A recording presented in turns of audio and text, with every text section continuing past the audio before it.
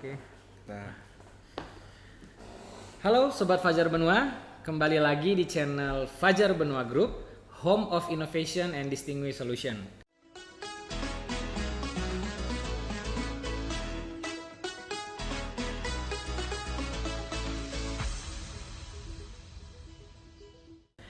Oke, kali ini kita ada di program yang namanya Engineering Talks. Kita akan ngobrol-ngobrol santai seputar engineering. Dan tentunya topik kita kali ini cukup menarik. Apa itu? Ya, plastic lining. Nah, seperti kita ketahui, kita punya yang namanya product manager yang ganteng di Fajar Benua Group. Oke, langsung aja kita perkenalkan Bapak Agi. halo. Halo, Pak Agi. Nah, sekarang kita masuk ke topiknya.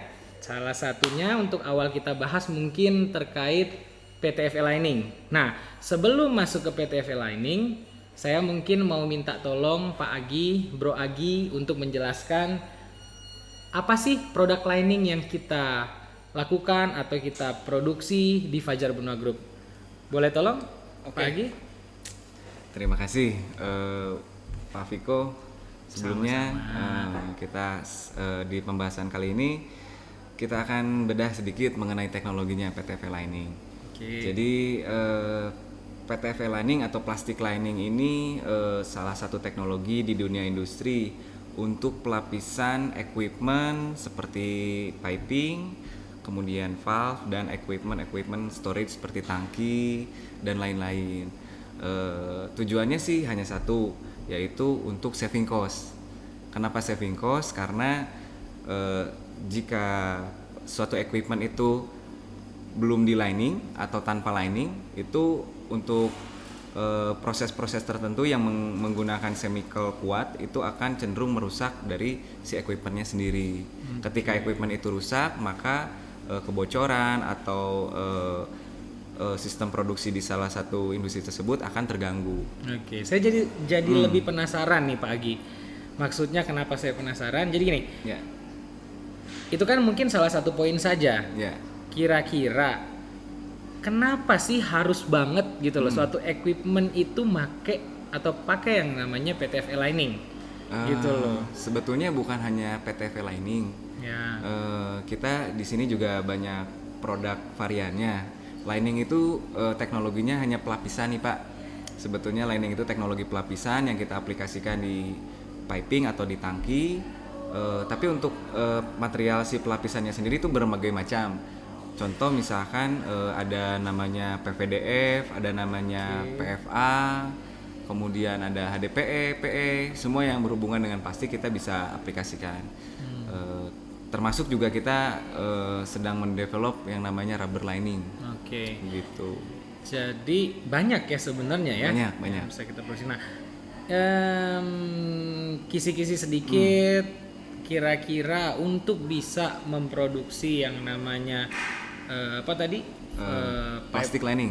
Plastic lining yang ada di valve atau mungkin di fitting ataupun di piping, tangki, fasilitas apa kira-kira yang bisa menunjang hal itu untuk kita bisa memproduksi itu, Pak? Oke, sebelumnya saya jelaskan sedikit tentang perbedaan metode. Yang pertama ada termoplastik, yaitu kita menggunakan komponen temperatur. Yang contoh nih, misalkan kita di pipe fitting, kita menggunakan komponen temperatur untuk dinaikkan sehingga sampai dia itu komponennya lentur. Ketika sudah lentur, kita sudden didinginkan sehingga posisinya tidak kembali seperti semula. Oke. Nah, ini namanya menggunakan termoplastik. Termoplastik. Nah, yang keduanya ada kita gunakan namanya sheet bonding. Seat bonding. Sheet bonding itu kita aplikasikan seperti kepada tangki lining, storage, pressure vessel, yang bahan dasarnya dari sheet dan dia di lem. Nah, khusus untuk PTFE atau yang mengandung fluorine itu diwajibkan treatmentnya itu khusus. Contoh, kita harus menjaga humidity suatu ruangan, Oke. ya, ketika kita melakukan proses bonding dan welding, karena akan mempengaruhi si kekuatan dari bondingnya tersebut. Nah, salah satu fasilitas yang kita punya clean room. Fasilitas clean room itu seperti ruang operasi kalau di ruang bedah gitu kalau di dunia medis. Dan itu ya salah satu yang pertama dan ya mungkin yang terbesar juga di Southeast Asia sih, Salah Pak. satu ya, Salah Pak. satu. Oke. Betul. Oke, selain clean room facility, kira-kira apa sih kisi-kisi ya? Nggak usah di semuanya juga yang dibahas gitu ya. Artinya alat seperti apa yang kita perlukan untuk bisa memproduksi itu? Oke. Secara general aja sih Pak, kira-kira. Jadi kalau tadi saya jelaskan sedikit, kalau untuk yang bahan dasar tube seperti untuk piping, fitting itu kita menggunakan termoplastik. Alatnya ya kita ada oven Gitu ya. prosesnya menggunakan oven, kemudian kita juga menggunakan alat-alat bantu, tools special tool Pak, Special untuk tools. pressing, kemudian flaring segala macam. Nah, Welding juga ada ya Pak iya, ya untuk itu kalau ya. untuk yang seat nih, yang tadi kita pakai ruang oke. bedah, seating. Oke, Nah, oke, kita oke. menggunakan special tools seperti weldingan, special toolnya. Kemudian manpowernya sendiri Pak, untuk welding ini kita harus kalibrasi setiap harinya dan lakukan pengetesan di lembaga khusus. Manpower, Manpower, dikalibrasi. ya. Wow. Jadi manpowernya sendiri yang harus kita kalibrasi karena komponennya itu custom, Oke. tingkat kesulitannya tinggi dan itu dilakukan secara manual oleh operator gitu Pak. Oke. Berarti teknologinya sudah cukup oke lah ya, bisa dibilang. Ya, Dan saya dengar kita itu merupakan salah satu atau mungkin yang pertama, manufaktur pertama di Indonesia. untuk memproduksi PTV lining. Benar begitu Pak? Kira-kira? Iya. Jadi teknologi si PTV lining ini di develop pertama itu di Jerman, Pak. Oke. Tentang aplikatornya. Kemudian Korea pun melakukan, dari prinsipal kita tuh jail. Mereka yang mendevelop di Asia, salah satunya yang pertama. Dan kita dari Indonesia itu bekerja sama dengan prinsipal untuk mengembangkan teknologi lining ini di Indonesia. Oke. Seperti itu. Tadi kita udah ngebahas masalah clean room facility-nya, Ya. kemudian kurang lebih alat-alatnya. Nah, bocoran sedikit, how to process. Gimana sih kira-kira secara general Pak proses pembuatannya? Generalnya kira-kira Pak? Secara Ya, general. mungkin bisa di Jadi describe. jadi kita bagi dua aja ya Pak, Oke. komponen dari raw materialnya. Kalau komponen raw material yang tube untuk piping itu komponennya dari tube nih Pak, dia bulat, berbentuk tube. Kemudian ada yang komponennya dari sheet, Oke. itu yang harus kita welding dan kita lem. adhesif. Ya, adhesif. Nah, yang pertama kalau misalkan dari tube ini kita oven, naikkan temperaturnya, kita insert kepada piping atau fitting, kemudian setelah diinsert, kemudian kita dinginkan dengan temperatur tertentu secara sudden. Tapi udah pasti surface-nya harus clean dulu ya. Surface-nya untuk yang tube ini pasti sudah di clean. Ya. Kemudian untuk yang sheet dari sheet PTFE itu kita harus abrasif dulu nih, si equipmentnya. Oke. Equipmentnya kita abrasi, setelah diabrasi kita lakukan layer by layer pengeleman dengan komponen-komponen khusus di facility room yang tadi saya jelaskan. Kemudian ditempel, dipres, dilakukan penekanan secara merata. Nah, penekanannya pun ada standarisasinya. Oke. Itu di roll, kemudian diurut segala macam, dan kemudian di tiap sambungan itu ada welding. Nah, sebetulnya si PTV ini adalah termasuk non weldable material atau material yang tidak bisa di las ya, di welding gitu. Tetapi teknologi yang kita kembangkan ini adalah tentang material ya Pak. Jadi si material PTFE dengan PTFE ditambah satu material, nah dengan penekanan tertentu, dengan treatment tertentu, dengan special tool tertentu, itu sehingga si PTFE ini mampu di sambung atau di welding. Oke. Nah, yang menarik lagi satu, ada tentang quality control Pak. Oke. Ya, quality control ini kita menggunakan pinhole test. Jadi tadi ada pertanyaan dari Pak Viko nih, apa sih spesialnya gitu kan? Nah, salah satu spesialnya si PTFE ini permeability-nya itu sangat kecil, sehingga memungkinkan media untuk bocor keluar itu sangat-sangat kecil. Nah, kita lakukan pengetesan dengan namanya pinhole test Pak, holiday test. Itu menggunakan listrik 15.000 volt yang groundingnya disimpan di equipment ini, substrate besinya. Kemudian yang positif anodanya kita masukkan ke dalam PTV-nya. Ketika ada kebocoran dia akan mengindikasikan percikan-percikan api. Seperti itu. So mungkin cek, Ya, proses, the last cek lagi ya. betul, kita sampai lakukan. benar-benar Ya, siap untuk digunakan. betul. Gitu. Jadi setiap raw material yang datang ke kita nih di store, di gudang, kita akan melakukan pengetesan terlebih dahulu, kita assessment terlebih dahulu, kemudian kita proses dengan standar metode dan prosedur yang sudah valid. Oke. Gitu. Dari tadi kita udah bicara masalah PTV lining.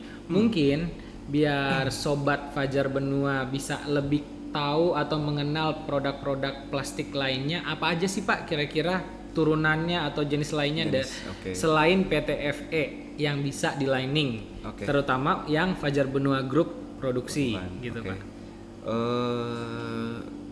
Tadi saya sebutkan sedikit ada PFA, kemudian ada material PVDF, kemudian ada HDPE, UHMWPE, dan masih banyak lagi tentang plastik sebetulnya Pak.